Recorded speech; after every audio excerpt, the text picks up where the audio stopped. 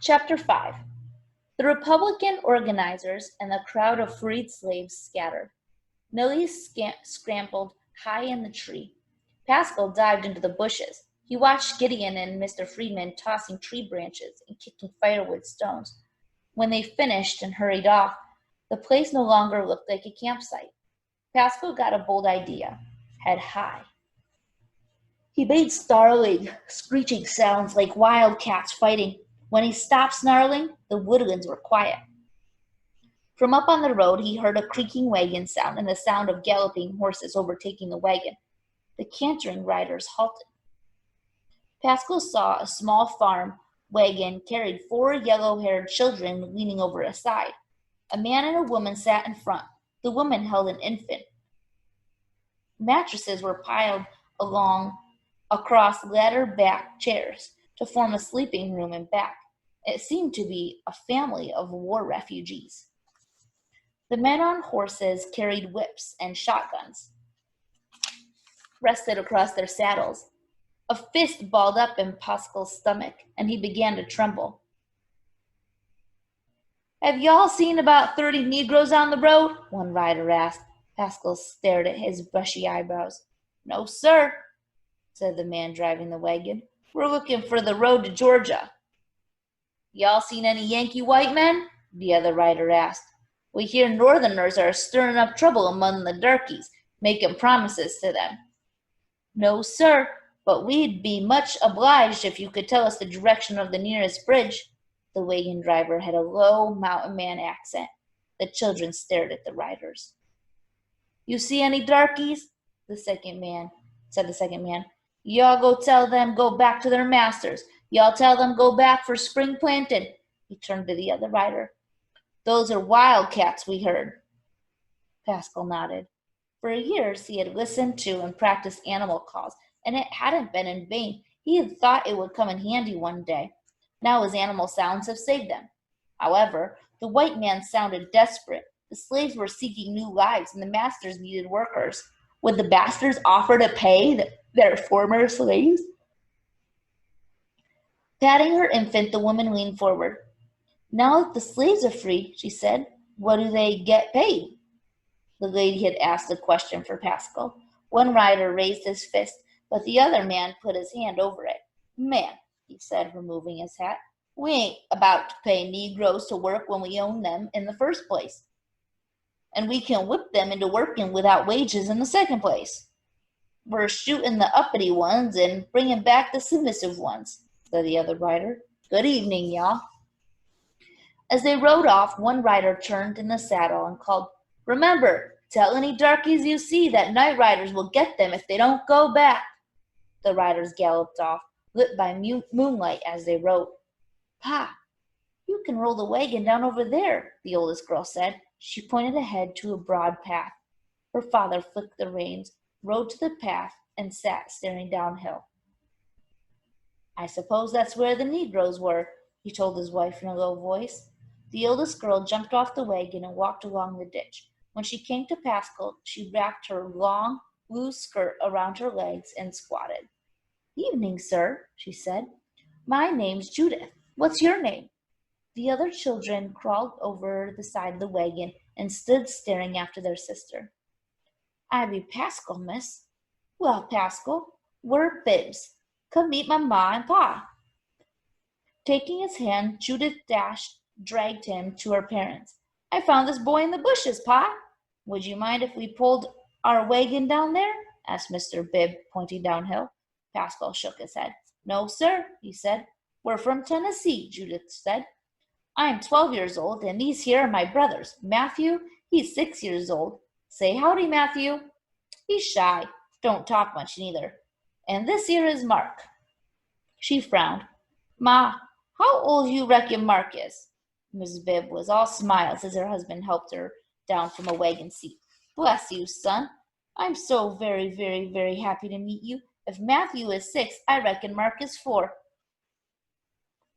"My, how the years fly!" Pascal reached for her outstretched hand and shook it. "My name be Pascal, ma'am." "Well, Pascal, ain't that a nice name, Pa?" Mr. Bibb frowned. "You reckon it's a Bible name?" It means something to do with Easter, sir, said Pascal. Well, that is fine, said Mr. Bibb, smiling now. It don't hurt to have the Lord's blessing in a Bible name. And, Judith said, this here is little Naomi. She used to be the baby, but now Daniel is the baby. How old you reckon Naomi is, Ma? Naomi? Well, she was born about a year and a half after Mark. You're a smart girl, Judith. You figure it. While Mrs. Bibb picked up wood, Naomi held her mother's skirt and sucked her thumb. Mr. Bibb bustled about feeding the horses from feed bags and unhitched the wagons. Pascal was amazed at these white people who treated him like a person, not like a slave.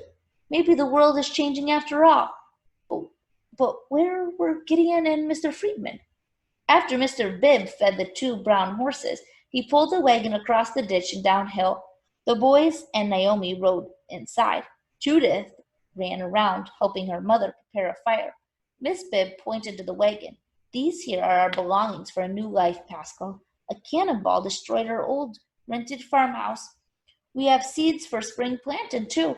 Mr. Bibb and me are fixing to get 40 acres for a farm of our own. She balanced the coffee pot and pans on the firestones and began mixing ground corn. 40 acres for them, too? Pascal frowned. Nellie climbed down from the tree. Pascal introduced her and she began stirring corn for Mrs. Bibb. Soon the campfire leaped in yellow flames. The little girl sucked her thumb and rested her head against her mother's skirt. Like shadows, the boys clung to their father. Judith, however, tapped Pascal and beckoned to Nellie. Bet you can't find me, she ran off, giggling. Pascal didn't feel like playing. He had started to worry about Gideon and Mr. Friedman, where they were. And what if these white people took the last land? Judith called from the woods. Can't find me, Nellie giggled and ran. Pascal called, I see ya, Miss Judith. Her blue flower sack dress shone in the moonlight. The cool, damp night made Pascal shiver. Big bullfrogs croaked and tiny tree frogs piped shrilly. Pascal slapped at mosquitoes and tried not to scratch their bites. He pointed to the road and asked, How come you saw me up there, Miss Judith? Don't call me Miss Judith, just Judith. I'm mighty good at finding people hiding, she said. We had a limestone cave in the hill farm Pa rented back in Tennessee.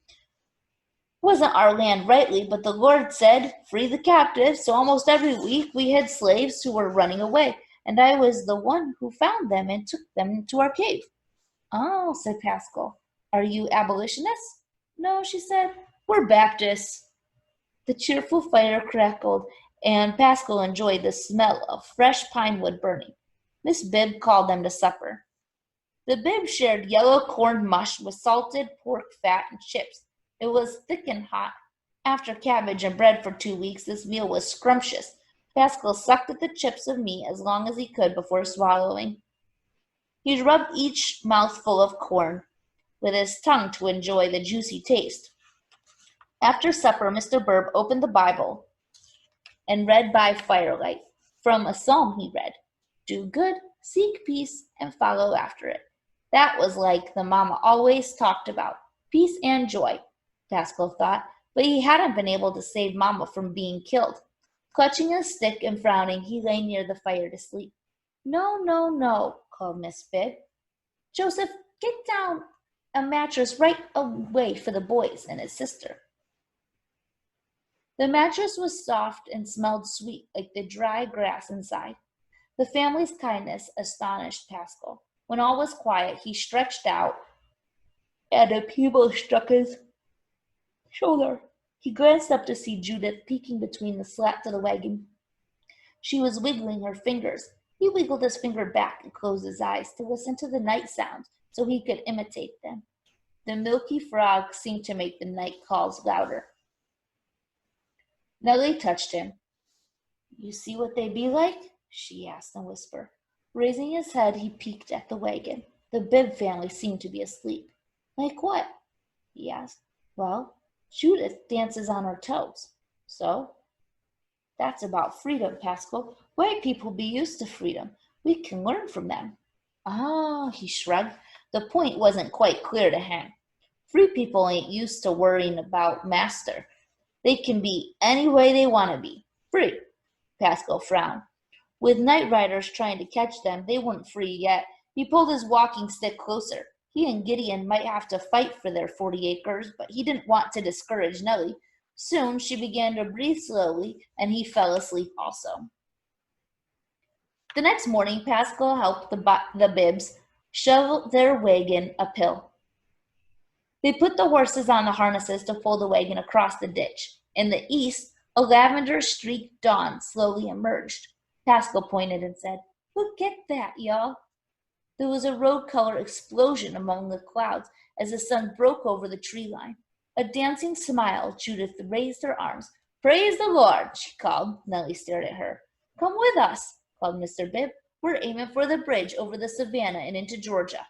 Judith beckoned for Pascal and Nellie to climb on the wagon with him. Pascal explained, "My brother should be back for us right soon." Where were Gideon and Mr. Freedom anyway?